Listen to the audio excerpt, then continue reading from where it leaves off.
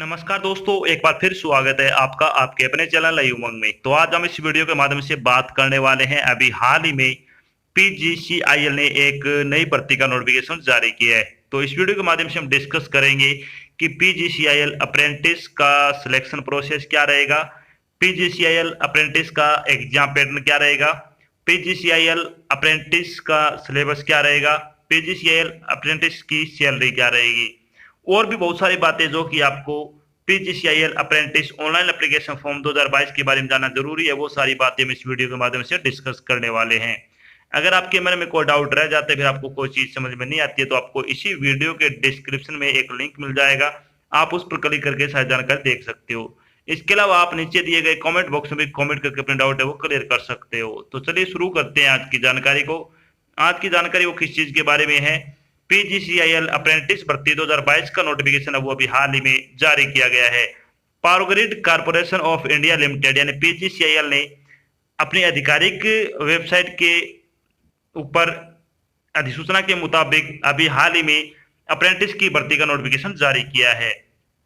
इसके अकॉर्डिंग बात करें तो गुरुग्राम, फरीदाबाद, जम्मू, लखनऊ, पटना, कोलकाता, शिलोंग, भुवनेश्वर, नागपुर, बड़ोदरा, हैदराबाद और बेंगलुरु में पीजीसीआईएल ने अलग अलग ट्रेड में 1 वर्ष के जो अप्रेंटिस है उसकी भर्ती के बारे में आवेदन के बारे में एक अधिसूचना वो जारी की है।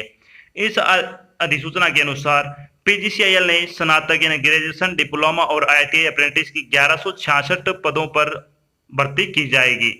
इच्छुक और योग्य उम्मीदवार पीजीसीआईएल अप्रेंटिस रिक्वायरमेंट 2022 के लिए आधिकारिक वेबसाइट के माध्यम से 7 जुलाई से लेकर 31 जुलाई 2022 तक आवेदन कर सकते हैं। यहाँ हम पीजीसीआईएल अप्रेंटिस ऑनलाइन फॉर्म 2022 के अन्य विवरण जैसे कि इसके लिए आयु सीमा क्या रहेगी, शैक्षणिक योग्यता क्या रहेगी, सिलेक्शन प्रोसेस क्या होगा, आवेदन शुल्क क्या रहेगा, एग्जाम पैटर्न क्या होगा, इसका सिलेबस क्या होगा आदि के बारे में विस्तृत रूप से चर्चा करेंगे। तो ये एक बम्पर वैकेंसी है। अगर आप अप्रेंटिसशिप करना चाहते हो तो आपके पास एक अच्छा मौका है। आप पीजीसीआईएल के अकॉर्डिंग क्या है, आप पीजीसीआईएल के अंडर आप अप्रेंटिसशिप का सर्टिफिकेट प्राप्त कर सकते हो। चलिए बात करते हैं पीजीसीआईएल अप्रेंटिस वैकेंसी डिटेल के बारे में। वैकेंसी डिटेल के बारे में अगर अपन बात करें तो रीजन वाइज आपकी वैकेंसी है। कॉर्पोरेट सेंटर गुरुग्राम में अगर बात की तो 47 पोस्ट है। अगर बात करें नॉर्थर्न रीजन फेज फर्स्ट की जिसमें फरीदाबाद है, इसमें 142 पोस्ट है। फेज सेकंड में अगर बात करें नॉर्थर्न में तो जम्मू में 152 है। अगर बात करें नॉर्थर्न रीजन लखनऊ में 95 पोस्ट है। ईस्टर्न रीजन फर्स्ट की अगर बात करें तो पटना में अगर बात करें 74 पोस्ट है। ईस्टर्न रीजन सेकंड की अगर बात करें कोलकाता में तो 71 पोस्ट है। नॉर्थ ईस्ट रीजन की अगर बात करें शिलोंग में 120 पोस्ट है। ओडिशा प्रोजेक्ट भुवनेश्वर में अगर बात करें तो 47 पोस्ट है। इसके अलावा वेस्टर्न रीजन फर्स्ट की अगर बात करें तो नागपुर में 108 पोस्ट है। वडोदरा में 109 पोस्ट है। हैदराबाद में 74 पोस्ट है साउथर्न रीजन में। और साउथर्न रीजन में अगर बात करें सेकंड में तो बेंगलोर में 112 पोस्ट है। टोटल अगर बात करें तो 1166 पदों के लिए आपसे ऑनलाइन आवेदन वो आमंत्रित किए गए हैं। चलिए बात कर लेते हैं इन पदों के लिए आपकी शैक्षणिक योग्यता क्या होनी चाहिए। तो शैक्षणिक योग्यता के बारे में अगर बात करें तो आईटीआई इलेक्ट्रिकल की अगर बात करें तो इसके लिए आपके पास आईटीआई किया होना चाहिए। उम्मीदवार इलेक्ट्रिकल में आपका फुल टाइम का कोर्स है वो किया होगा। अगर आपने आईटीआई कर रखे इलेक्ट्रिकल में तो आप आईटीआई इलेक्ट्रिकल के अप्लाई कर सकते हो। डिप्लोमा इलेक्ट्रिकल की अगर बात करें तो फुल टाइम आपके पास यानी 3 साल का कोर्स किया होना चाहिए डिप्लोमा इन इलेक्ट्रिकल इंजीनियरिंग में। अगर बात करें डिप्लोमा सिविल की तो आपके पास 3 साल का डिप्लोमा होना चाहिए सिविल इंजीनियरिंग में। अगर बात करें ग्रेजुएट इलेक्ट्रिकल की तो आपके पास फुल टाइम यानी 4 साल का कोर्स होना चाहिए बीई, बीटेक या फिर BSc engineering in electrical engineering में। इसके अलावा अगर बात करें ग्रेजुएट सिविल की तो आपके पास फुल टाइम यानी 4 साल का डिप्लोमा होना चाहिए BE, BTech, BSc engineering in civil engineering में। अगर बात करें graduate in electronics telecommunication engineering में तो आपके पास 4 साल का कोर्स किया होना चाहिए BE, BTech, BSc engineering electronics और टेलीकम्युनिकेशन इंजीनियरिंग में।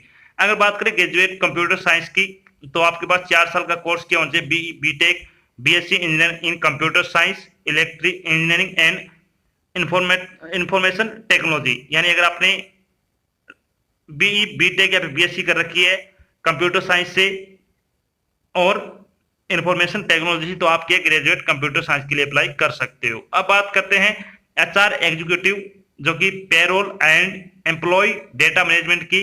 तो इसमें आपके पास क्या होना चाहिए, एमबीए, एचआर या फिर एमएसडब्ल्यू, पोस्ट ग्रेजुएट या फिर डिप्लोमा इन पर्सनल मैनेजमेंट या फिर personal management and industrial relation 2 year full time course अगर आपने कर रखा है तो आप एचआर एग्जीक्यूटिव के लिए अप्लाई कर सकते हो।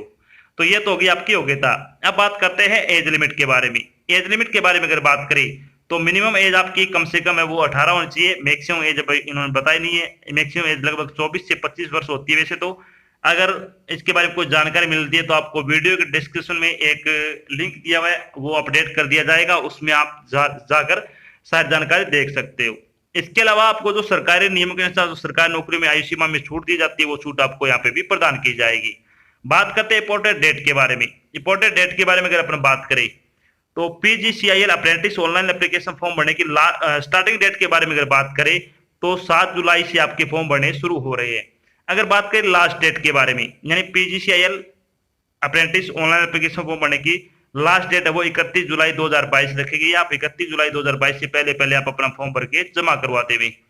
चलिए बात करते हैं कि इसका सिलेक्शन प्रोसेस क्या रहने वाला है, यानी पीजीसीआईएल अप्रेंटिस सिलेक्शन प्रोसेस के बारे में अगर अपन बात करें तो उम्मीदवारों को जो शॉर्ट लिस्टिंग है वो संबंधित ट्रेड पर लागू निर्धारित योग्यता में प्राप्त अंकों के प्रतिशत के आधार पर की जाएगी। शॉर्टलिस्ट किए गए उम्मीदवारों को पंजीकृत ईमेल आईडी के माध्यम से सूचित किया जाएगा। शॉर्टलिस्ट किए गए उम्मीदवारों को दस्तावेज के सत्यापन के लिए उपस्थित होना होगा। दस्तावेज के सत्यापन के लिए कोई टीए डीए का भुगतान नहीं किया जाएगा। यानी सीधा सीधा इन्होंने बोला कि आपका जो सिलेक्शन है वो आपका नए कोई एग्जाम होगा, नई कोई इंटरव्यू होगा, डायरेक्ट आपका एक शॉर्ट लिस्ट किया जाएगा, मेरिट लिस्ट तैयार की जाएगी। वो आपके जो प्रतिशत अंक हैं, जो भी आपने डिप्लोमा या फिर डिग्री कर रखी है उसमें आपके जो प्रतिशत अंक है उसी के आधार पर आपकी जो मेरिट लिस्ट है वो तैयार की जाएगी। चलिए आगे बढ़ने से सबसे पहले बात करते हैं थोड़ी इसके लिए इंपॉर्टेंट डॉक्यूमेंट आपके क्या क्या होने चाहिए। तो आपकी डॉक्यूमेंट की अगर बात करें तो आपकी फोटो हो गई, सिग्नेचर हो गई, तो आपकी नॉर्मल चीजें हैं जो आपके पास होनी चाहिए। इसके अलावा जो आपकी डिग्री या फिर डिप्लोमा है जिसके लिए आप अप्लाई कर रहे हो, इसके अलावा आपकी डेट ऑफ बर्थ सर्टिफिकेट होना चाहिए, कास्ट सर्टिफिकेट होना चाहिए, मूल निवास होना चाहिए।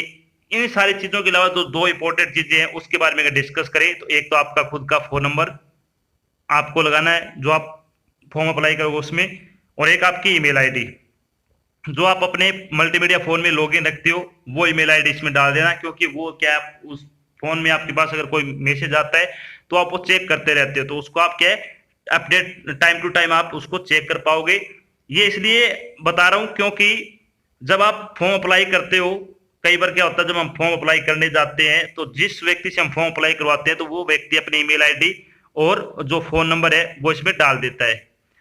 जब भी कोई आपको जानकारी भेजी जाएगी पीजीसीएल के द्वारा, वो आपको या तो बाय एसएमएस या फिर बाय कॉल या फिर बाय ईमेल के जरिए आपको क्या भेजी जाएगी। जैसे कि अगर आपका सिलेक्शन हो जाता है तो आपको डॉक्यूमेंट वेरिफिकेशन के लिए कहाँ पे बुलाया जाएगा, वो सारी चीजें आपको बाय एसएमएस या फिर बाय मेल के द्वारा आपको भेजी जाएगी। अगर ये चीजें आपकी नहीं होगी, किसी अन्य व्यक्ति की होगी, तो ये सारी जानकारी उसके पास ले जाएगी। और अगर आपका सिलेक्शन हो भी जाएगा तो भी सारी चीजें क्या है आपको पता नहीं चल पाएगी और आप इससे वंचित रह जाओगे। तो आपको ये कोई भी आप फॉर्म भरो तो आपको ये अपनी चीजें वो अपनी ही चीजें इसमें यूज करनी है। चलिए बात करते हैं जब आपका फाइनल सिलेक्शन हो जाएगा तो आपकी सैलरी क्या रहेगी। यानी पीजीसीआईएल अप्रेंटिस सैलरी की अगर बात करें तो आईटीआई अप्रेंटिस की आपकी सैलरी होगी 11,000 रुपए पर मंथ के हिसाब से।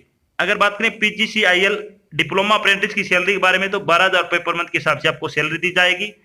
पीजीसीआईएल ग्रेजुएट अप्रेंटिस की सैलरी की अगर बात करें तो 15,000 रुपए आपको सैलरी दी जाएगी। पीजीसीआईएल एचआर एग्जीक्यूटिव अगर बात करें तो आपको 15,000 रुपए पर मंथ के हिसाब से आपको सैलरी दी जाएगी। तो आपको सर्टिफिकेट के साथ साथ आपको सैलरी भी मिलेगी।